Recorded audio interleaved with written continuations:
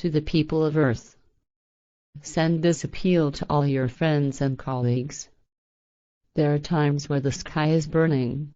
There are times where the earth is torn apart, oceans flood the country, and thousands lose their lives. There are times where mothers are forever separated from their children, times where lovers see each other for the last time, friends say definitely goodbye, and the dearest die in a blazing inferno.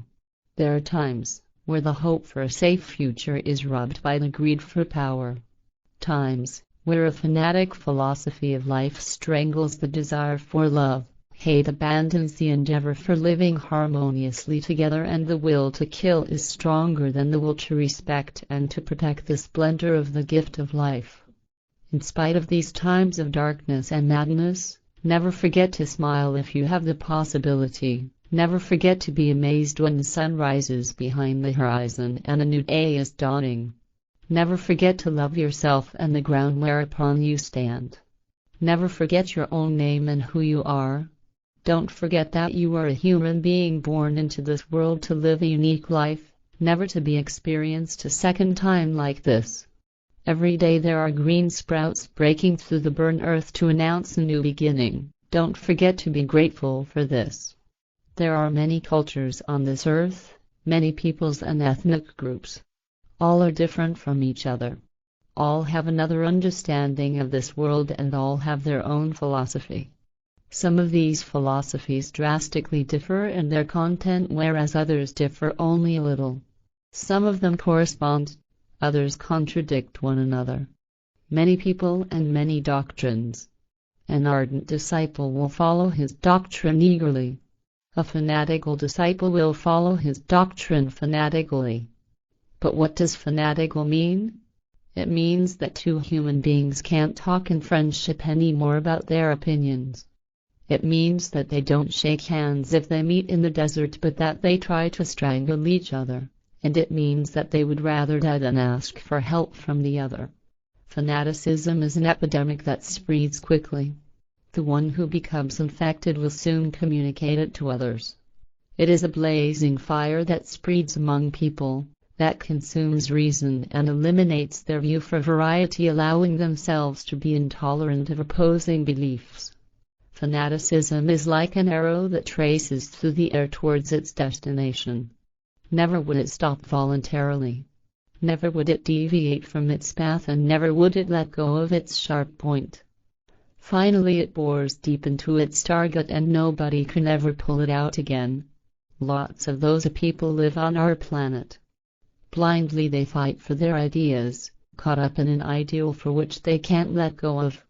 Neither do they respect the life of their fellow creatures, nor do they respect their own life.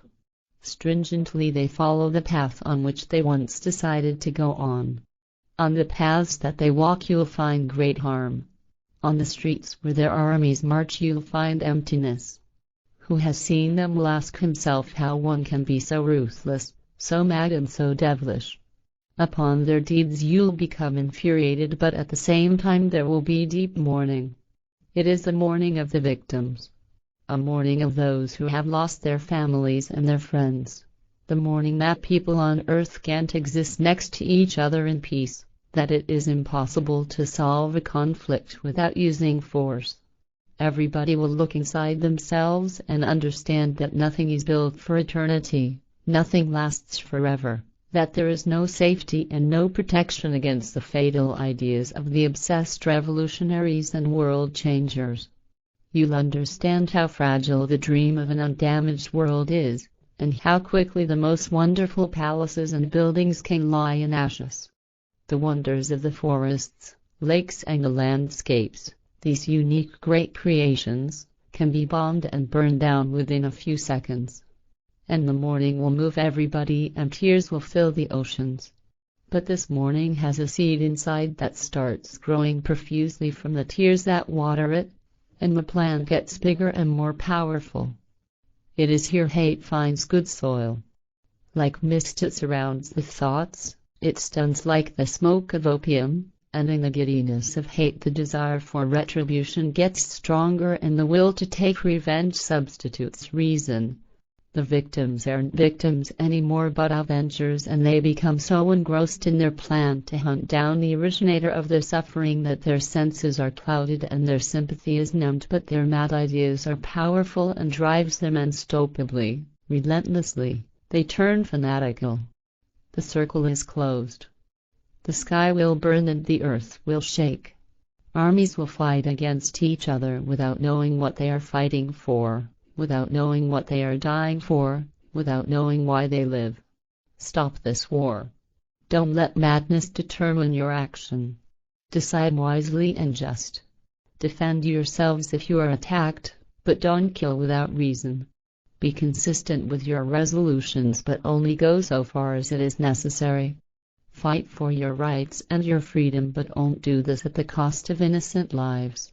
Live your life as you think it is good, but don't forget that there are lots of people with many lives. Be free in the things you do, but still allowing everybody to breathe in their own personal space. Believe what you need to believe, but don't put your belief above that of others. Be patriots in your own country, but also think about being a citizen of Earth. Say your opinion, but don't say it so loud that you are unable to hear others. And whatever you do, don't forget that no crime stays unpunished. That's why you shouldn't act like criminals, but like brothers and sisters sitting in a small boat and sailing towards an unknown country. There are lots of dangers out there, but you are your own biggest danger. Don't let the boat capsize. Row gently down the stream of life.